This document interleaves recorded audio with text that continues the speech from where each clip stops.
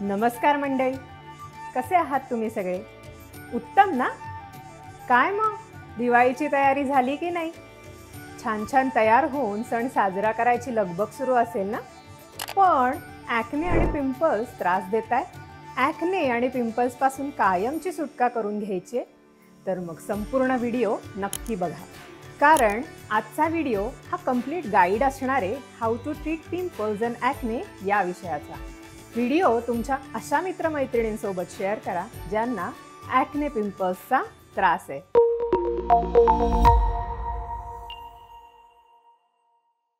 Me doctor Pooja, founder of doctor Pooja's homeopathy clinic, Kothrud, Pune. तुम्हा सर्वांचं माझ्या चॅनलवर खूप खूप मनापासून स्वागत करते. दर आठवड्याच्या शुक्रवारी होमिओपॅथी या युनिक सायन्सबद्दल आणि त्याचबरोबर skin care, hair care, health care, child care, pets care, fitness आणि न्यूट्रिशन अशा वेगवेगळ्या विषयांवरती इन्फॉर्मेटिव्ह व्हिडिओज घेऊन मी येत असते. जर तुम्हाला सुद्धा या सगळ्या विषयांमध्ये इंटरेस्ट असेल तर चॅनलला नक्की सबस्क्राईब करा. कारण हे सगळे व्हिडिओज खूप सोप्या पद्धतीने मराठी भाषेत मांडण्यात येणार आहेत. मंडळी, जर तुमच्या चेहऱ्यावर स्पेशली कपाळ आणि नाकाच्या जवळच्या भागात वारंवार नवीन फोड किंवा ॲक्ने येत असतील तर याचं कारण हे नाही आहे की तुमचं नशीबच खराब आहे. याचं कारण आहे तुम्ही स्वतः, तुमचा निष्काळजीपणा. तुम्ही कुठे ना कुठे तुमच्या daily diet, daily lifestyle, daily skin केअरमध्ये नक्कीच काही मोठ्या चुका करत आहात. कारण जर ॲक्ने फ्री स्किन मेंटेन करायची असेल तर तुम्हाला कॉशियस व्हावं लागेल की डेली डाएटमध्ये कोणकोणते पदार्थ खाणं अवॉइड करायचे, जसे की हायली प्रोसेस्ड शुगर असणारे पदार्थ आणि पाम ऑइल असलेले package food items, deep fried food items आणि काही लोकांमध्ये तर डेअरी आणि वे प्रोटीनने सुद्धा पिंपल्स स्प्रेड होतात.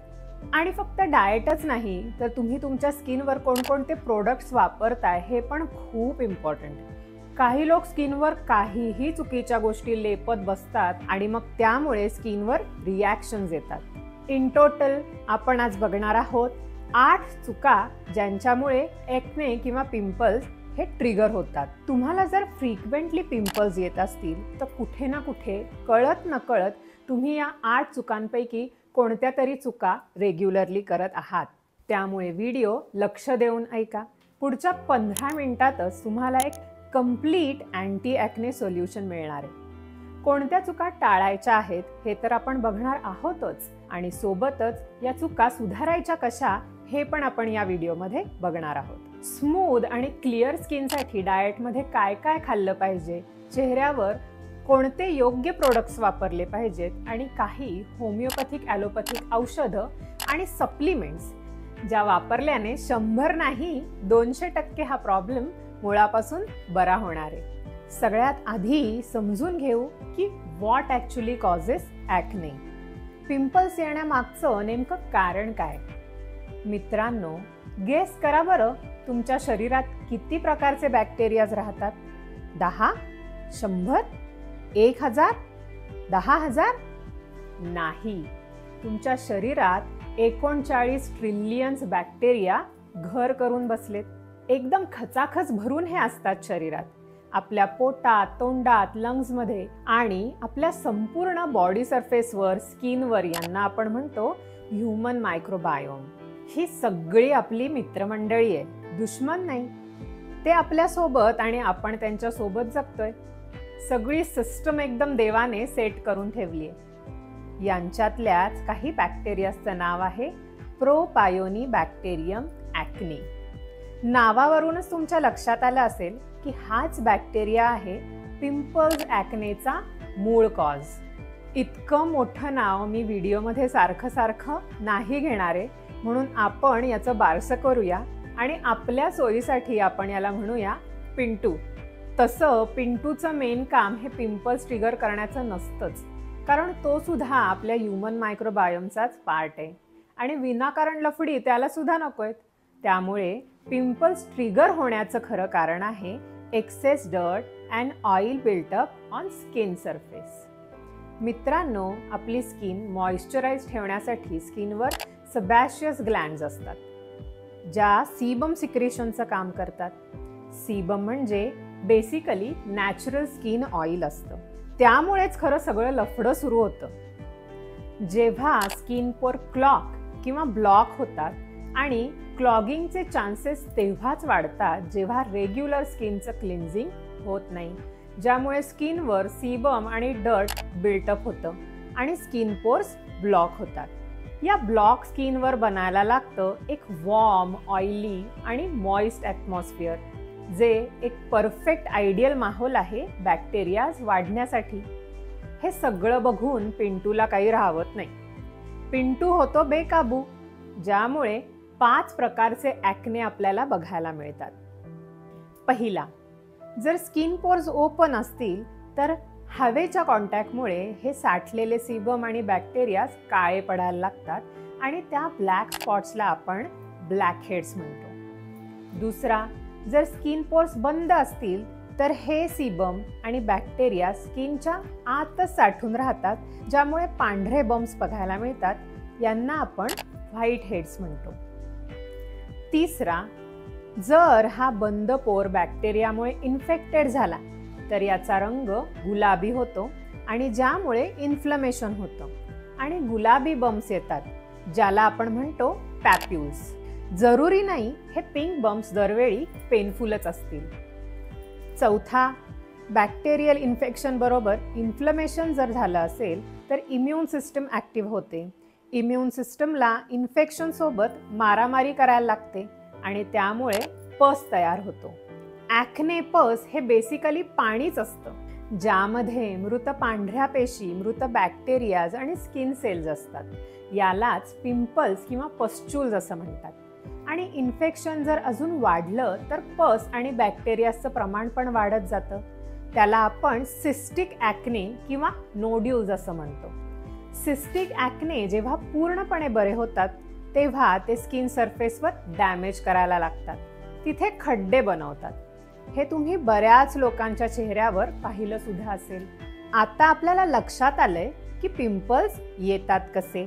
त्यामुळे तुम्हाला डोळसपणे तुमची ती प्रत्येक सवय बदलली पाहिजे, ज्यामुळे तुमच्या स्किनवर तेलकटपणा किंवा ऑइल प्रोडक्शन वाढत असेल किंवा स्किन पोर्स बंद होत असतील. मग उशीर न करता त्या सगळ्या 8 चुकांचा खुलासा करूया. मिस्टेक नंबर 1, हाय ग्लायसेमिक डाएट. हेल्दी स्किनसाठी तुमच्या डाएटचा ग्लायसेमिक लोड हा लो असला पाहिजे. याचा नेमका अर्थ काय? लो ग्लायसेमिक फूड आयटम्स ते असतात जे खाल्ल्यामुळे तुमची ब्लड शुगर ही एकदम स्पाइक होत नाही. जर तुमची ब्लड शुगर लेवल खूप जास्त वर खाली स्पाइक होत असेल तर ते बऱ्याच लेवलवर हानिकारक आहे. स्किन हेल्थ बद्दल बोलायचं झालं तर रिसर्चमध्ये हे साफ बघायला मिळालंय की हाय ग्लायसेमिक फूडमुळे ॲक्ने जास्त ट्रिगर होतात. म्हणजेच काय, जर तुम्हाला ॲक्ने फ्री स्किन हवी असेल तर तुमच्या ब्लड शुगर लेवल्स या स्टेबल राहिल्या पाहिजेत. विनाकारण उलथपुलथ नकोय. त्याकरता तुमच्या डाएटचा ग्लायसेमिक लोड हा कमीच असला पाहिजे. कमी कसा ठेवायचा? लो ग्लायसेमिक लोडसाठी डाएटमध्ये 2 गोष्टींकडे लक्ष द्यायचं. पहिली, अवॉइड हाय ग्लायसेमिक प्रोसेस्ड फूड. म्हणजे असे पदार्थ ज्यामध्ये खूप सारी साखर, पाम ऑइल, मैदा वगैरे. कोणतंही पॅकेज फूड विकत घेताना त्यावरचे लेबल्स वाचायची सवय ही लागलीच पाहिजे. त्यात नेमके इन्ग्रेडियंट्स काय आहेत, उदाहरणार्थ केक, बिस्किट्स, व्हाईट ब्रेड. आणि दुसऱ्या बाजूला लो ग्लायसेमिक फूड, ज्यामध्ये green leafy vegetables, fresh fruits, सगळ्या डाळी, उसळी, राजमा, चना, सगळे प्रोटीन सोर्सेस जसे की चिकन, फिश, अंडी, सोयाबीन, डेअरी प्रोडक्ट्स, दही, पनीर, टोफू येतील. होमिओपॅथीमध्ये सुद्धा डाएटला खूप महत्त्व दिलेलं असतं. आता तुमच्या मनात एक प्रश्न आलाच असेल की हाय ग्लायसेमिक इंडेक्स तर बटाट्याचा पण असतो, पांढऱ्या राईसचा पण असतो आणि तसंच काही फळं जसं की केळी, अननस, मनुके या सगळ्याचा पण असतो. मग आम्ही काय हे सगळंच खायचं सोडू? डाएटमधून कार्ब्सच काढून टाकू का? अजिबात नाही. कारण हे सगळे तर हेल्दी कार्ब्स आहेत.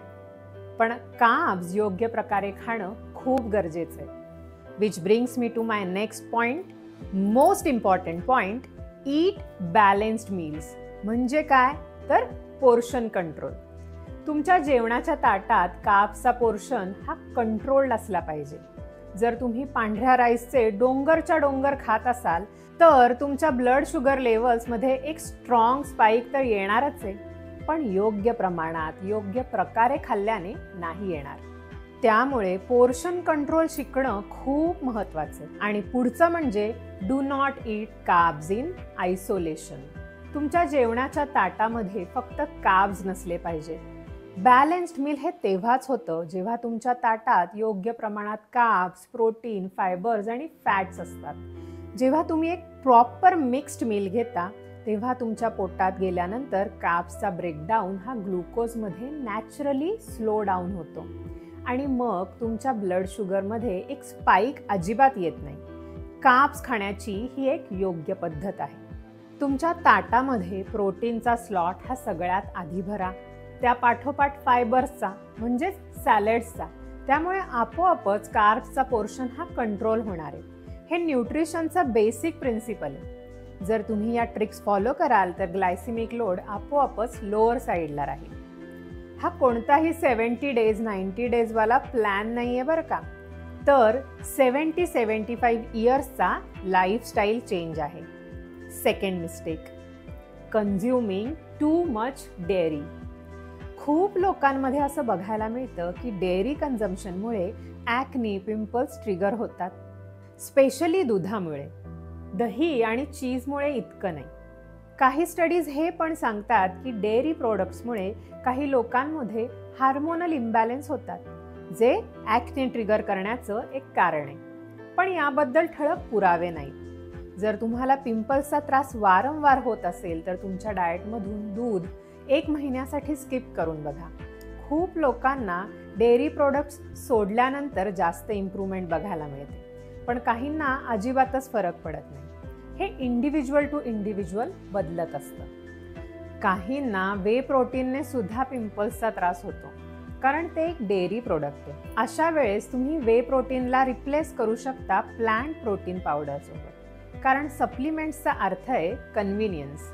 वे प्रोटीनला स्टिक करण्याची काहीही आवश्यकता नाही. तिसरी मिस्टेक, ग्रीझी ऑइली फूड कन्झम्पशन.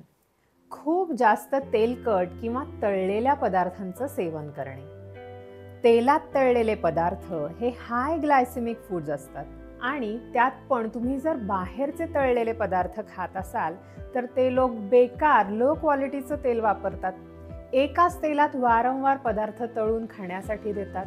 ते एक जंक फूड आहे, अजिबात खाल्लं नाही पाहिजे. डीप फ्राईड फूड म्हणजे तुमच्या डाएटमध्ये 0 व्हॅल्यू ॲड करणे. यामुळे स्किनवर नॅचरल ऑइलचं म्हणजेच सीबमचं प्रमाण हे वाढणार आहे, जे ॲक्नेचं कारण आहे. त्यामुळे तुमचं डाएट हे नेहमी क्लीन ठेवा. शरीरात कचरा अजिबात टाकू नका. मार्केटचे डीप फ्राईड फूड्स जसं की फ्राईड चिकन, फ्रेंच फ्राईज, समोसे, कचोरी, भटुरे, भजी, पुरी, कटलेट, वडा हे सगळं तर अवॉइडच केलं पाहिजे. चूक चौथी, high stress and poor sleep quality. हे दोन्ही फॅक्टर्स स्ट्रेस हार्मोन्स म्हणजेच कॉर्टिसोलचं प्रमाण वाढवतात. कॉर्टिसोलचे ढिगभर निगेटिव्ह इफेक्ट्स आहेत. फॅट लॉस कमी होतो, मसल लॉस वाढतो, टेस्टोस्टेरॉन लो होतं, वेट गेन म्हणजेच वजन वाढतं आणि स्किन हेल्थमध्ये हे तुमच्या शरीरात सीबमचं प्रमाण वाढवतं, ज्याने ॲक्नी ट्रिगर होतात. पाचवी चूक, फेस क्लिन्झर्स न वापरणे. Cleanser, moisturiser, sunscreen must do daily routine आहे. काही पेशंट्स मला येऊन सांगतात मी माझ्या स्किनवर काहीही लावत नाही, पण ही खरं तर चुकीची स्किन केअर आहे. फेससाठी फेस क्लिन्झर्स वापरणं खूप महत्त्वाचं असतं. बॉडी क्लिन्झर्स किंवा शॅम्पू नाही. डेली ॲटलिस्ट 2 वेळा फेस वॉश करणं हे खूप गरजेचं आहे, सीबम आणि डर्ट बिल्टअप थांबवण्यासाठी. फेस क्लिन्झर्स हे स्किन सेन्सिटिव्हिटीच्या हिशोबाने वेगळ्या फॉर्म्युल्याने बनवलेले असतात. बॉडी क्लिन्झर्सचा pH असतो 9 ते 10च्या रेंजमध्ये. फेस क्लिन्झर्सचा pH असतो 5 ते 7च्या रेंजमध्ये. रेग्युलर स्किन क्लिन्झर सोबतच अँटी ॲक्ने फेस क्लिन्झर्स पण येतात, तुम्ही ते सुद्धा वापरू शकता. ममाअर्थचा tea tree anti acne and pimple face wash best आहे. ॲक्ने कंट्रोल खूप छान होतं याने. टी ट्री ऑइल हे माइल्ड, नॅचरल खूप छान प्रोडक्ट आहे. म्हणून टी ट्री असलेले प्रोडक्ट्स वापरल्याने खूप छान रिझल्ट्स येतात. हे तुमच्या चेहऱ्यावर पिंटूचं पॉप्युलेशन कंट्रोलमध्ये ठेवतात. अँटी ॲक्ने क्लिन्झर्स घेताना या गोष्टी तुम्ही तपासून बघा. सॅलिसिलिक ॲसिड अराउंड 2% कॉन्सन्ट्रेशनमध्ये असतं. हे तुमच्या स्किनचं इन्फ्लेमेशन कमी करतं. क्लॉग पोज ओपन करण्यासाठी मदत करतं. स्किनवर कुठेही असं एन्व्हायरमेंट तयार होऊ देत नाही ज्यामुळे बॅक्टेरियाची ग्रोथ होईल. त्याचबरोबर सॅलिसिलिक ॲसिड सिरम्स पण खूप इफेक्टिव्ह आहेत. डेली स्किन केअरसाठी मिनिमॅलिस्ट कंपनीचे सॅलिसिलिक ॲसिड 2% फेस सिरम एक उत्तम प्रोडक्ट आहे. इनफॅक्ट मिनिमॅलिस्टचं प्रत्येक स्किन केअर प्रोडक्ट हे अमेझिंग आहे. मी ते नेहमी माझ्या पेशंट्सला रेकमेंड करते. त्यांचं daily moisturiser, niacinamide serum, hyaluronic acid serum हे तर मी पर्सनली पण लॉंग टर्म यूज करते. Superb results, must try products आहेत. आज या व्हिडिओमध्ये मी जे काही प्रोडक्ट्स सजेस्ट केले ते सगळे नॉन स्पॉन्सर्ड प्रोडक्ट्स आहेत. या ब्रँड्सनी मला कोणतेही पैसे दिलेले नाहीत त्यांची जाहिरात करण्यासाठी. हे मी आणि माझ्या पेशंट्सने वापरून आवडलेल्या प्रोडक्ट्सचे पॉझिटिव्ह फीडबॅक्स तुमच्यासोबत शेअर केले आहेत. चूक नंबर 6, चुकीचे स्किन केअर प्रोडक्ट्स वापरणे.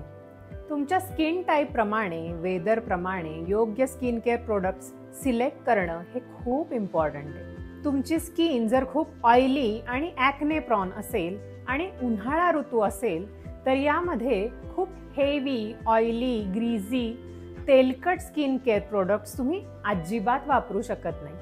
स्किन टाईपनुसार करेक्ट मॉइश्चरायझर आणि SPF 50++++ सनस्क्रीन्स वापरणं गरजेचं आहे.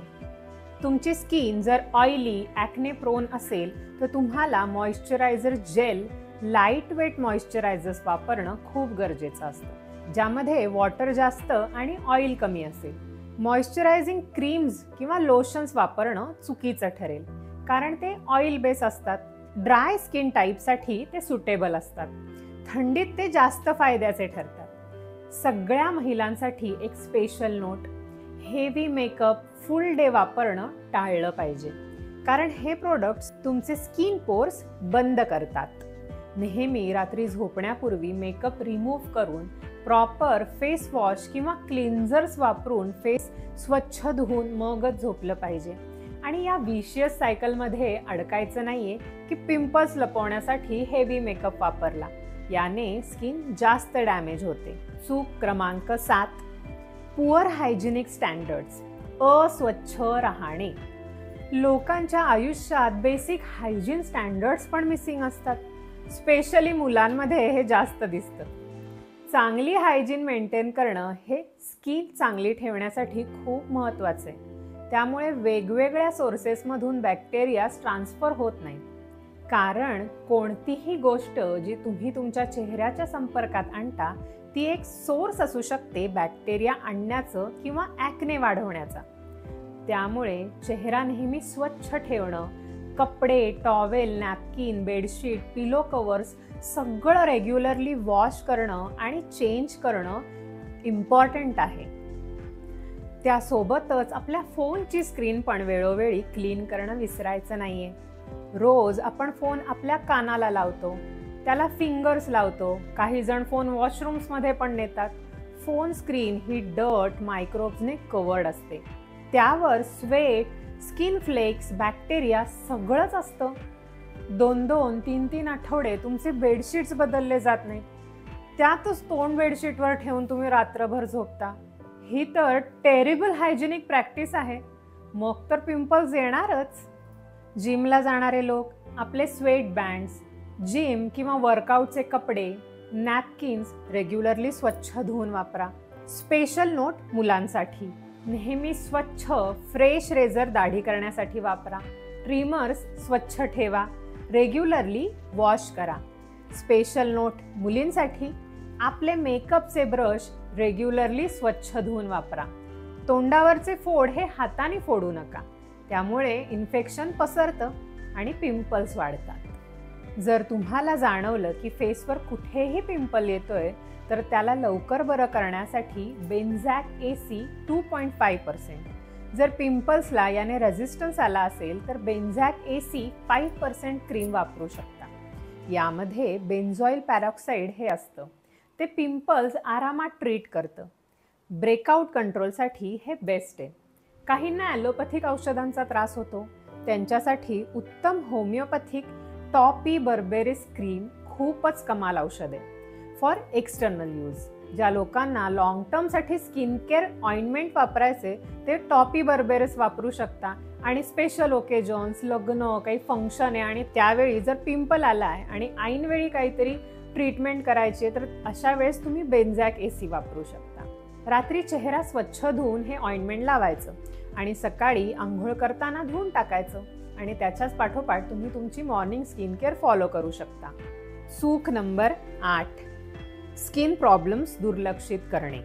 तुमच्या डोक्यात जर डॅन्ड्रफ म्हणजेच कोंडा असेल, ऑइली स्काल्प असेल तर ती गोष्ट दुर्लक्षित करू नका, कारण तिथून पिंपल्स ट्रिगर होऊ शकतात. डोक्यातून कोंडा चेहऱ्यावर पडून पडून बॅक्टेरियाज ट्रान्सफर होतात आणि स्किन पोर्स क्लॉग होतात, ज्यामुळे ॲक्ने ब्रेकआउट होतो. इची स्काल्प असेल, डोकं खाजून मग नकळतपणे तोच हात तोंडाला लागला की मग कल्याण तर होणारच ना. तुम्ही स्वतःच ट्रान्सफर करताय सगळं आजारपण आणि इन्फेक्शन. हेअर हेल्थ आणि स्किन हेल्थ हे खूप स्ट्रॉंगली इंटरकनेक्टेड असतात, त्यामुळे दोन्ही गोष्टींवर लक्ष देणं गरजेचं आहे. आपण आज 8 चुका बघितल्या ज्यामुळे आपल्याला ॲक्ने आउटब्रेक होऊ शकतो. पण हे सगळं करून पण जर प्रॉब्लेम सॉल्व्ह नाही झाला तर डॉक्टरांना नक्की कन्सल्ट करा. ओमेगा 3 प्रोबायोटिक सारख्या सप्लिमेंट्स नक्की यूज करा. झिंक ग्लुकोनेट एक पिंपल किलर आहे जे स्किनवरचं बॅक्टेरियल इन्फेक्शन ड्राय आउट करतं. अशा सप्लिमेंट्स 100% हेल्पफुल ठरतात ॲक्ने आउटब्रेक कंट्रोल करण्यासाठी. डॉक्टरांच्या सल्ल्याने त्या सप्लिमेंट्स नक्की वापरा. मी सजेस्ट केलेल्या सप्लिमेंटचे रिझल्ट्स पण छान आहेत. मी या व्हिडिओमध्ये तुम्हाला प्रिव्हेन्शन सांगितलंय. जर या सगळ्या गोष्टींवर तुम्ही नीट लक्ष दिलं तर डॉक्टरांकडे जाण्याचे चान्सेस कमी होतील, कारण prevention is better than cure. त्यामुळे या चुका करणं नक्की टाळा. जर तुम्ही स्किन केअर छान केली तर स्किन क्युअर करण्याची गरज पडणार नाही. Care is better than cure, prevention is better than cure. R53 drops for acne vulgaris rash at puberty. एक रामबाण होमिओपॅथिक औषध ड्रॉप्सच्या स्वरूपात डॉक्टर रेकवेक कंपनीचं येतं. अर्धा कप पाण्यातून 15 ड्रॉप्स दिवसातून 3 वेळा 3 महिने वापरा. वयात येणाऱ्या मुलांच्या सगळ्या स्किन रिलेटेड तक्रारी याने नक्की कमी होतात. ॲक्ने 8 टॅबलेट्स, बॅक्सन कंपनीच्या गोळ्या, 1 गोळी दिवसातून 3 वेळा. या ड्रॉपसोबत घ्या आणि मला रिझल्ट्स कमेंटमध्ये नक्की कळवा. सोबतच या व्हिडिओमध्ये मी सांगितलेल्या गोष्टी पण फॉलो करा. You will not disappoint, that's my promise. मला कमेंट्समध्ये नक्की कळवा तुमचा काय एक्सपिरियन्स होता Wien it comes with acne and pimples. तुम्ही ह्या प्रॉब्लेममधून कसे बाहेर पडलात आणि या 8 चुकांपैकी तुम्ही कोणती चूक करत होतात. व्हिडिओ आवडला असेल तर नक्की लाईक करा. दिवाळीचा हा प्रकाशमान उत्सव आपल्या घरात नवीन सौंदर्य, ऊर्जा, हर्षोल्लास, सौम्यता, आनंद आणि समृद्धी घेऊन येवो. शुभ दीपावली.